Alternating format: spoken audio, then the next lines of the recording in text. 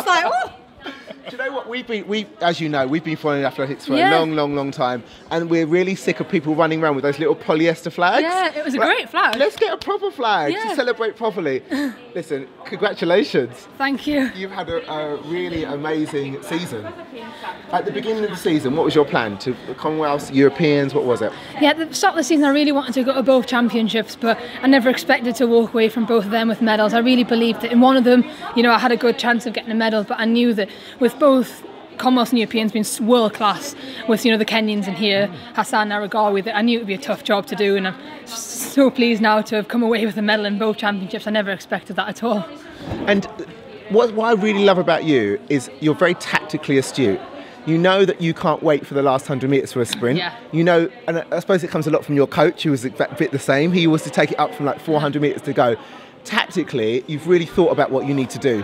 Yeah, definitely. I really thought about the strengths and weaknesses that I have, and I know that I'm quite strong at the moment, being like a 15.3k runner. So I knew that, you know, with 600 to go, I could go to the front and push that pace on. So it'd really string it out. And so those that have run quick this year, but necessarily have got a really fast finish, I could take that out of their legs by pushing it on so early. And I knew when I hit the bell, Hassan Aragawi were going to go past me. And, you know, Steve said to me, just hang on, just go with them and get as close to them as you can. And yeah, I knew that I wasn't going to be able to be competitive with them today, but I'm pleased that I stayed strong for that bronze medal, because I could see them coming back to me in the last 100. I was like, come on, get to the line. Because it's one thing running a really fast race in a paced race on a Grand Prix, but championship running is a very different thing, and you seem to have got a really good balance. Yeah, it's completely different. You know, Steve says when you got those diamond leagues, you just run eyeballs out and hope for the best. But when you come to these championships, you really got to be aware of what's going on around you. I mean, I've been spiked in the leg and in the heats and in the final there again. So, you know, you've got to be tactically aware and not let that phase you, and just stay calm and relaxed. And I think I'm learning over those past few years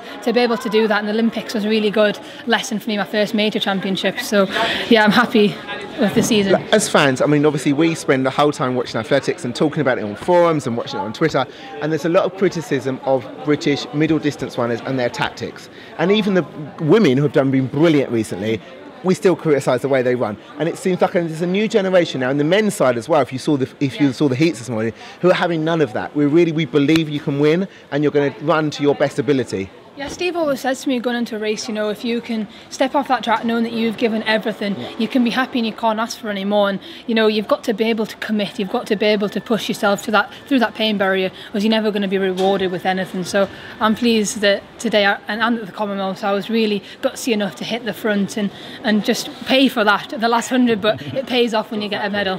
Now, your coach is one of the best 1500 metre runners of all time. Tell us a little bit about how Steve Cram and how you got involved with him being a coach, because he's not known as a coach.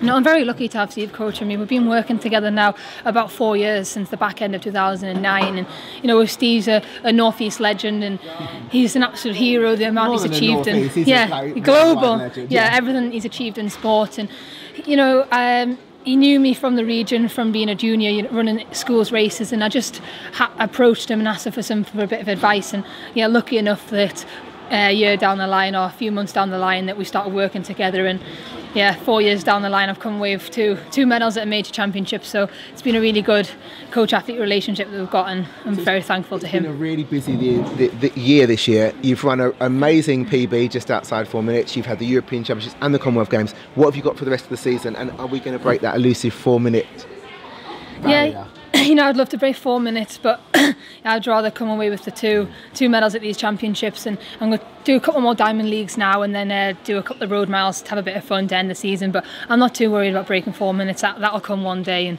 I know that it's in my legs. Well, congratulations, and we look forward to 2015. Thanks, guys. Thank you. See you later. See you later. Bye-bye.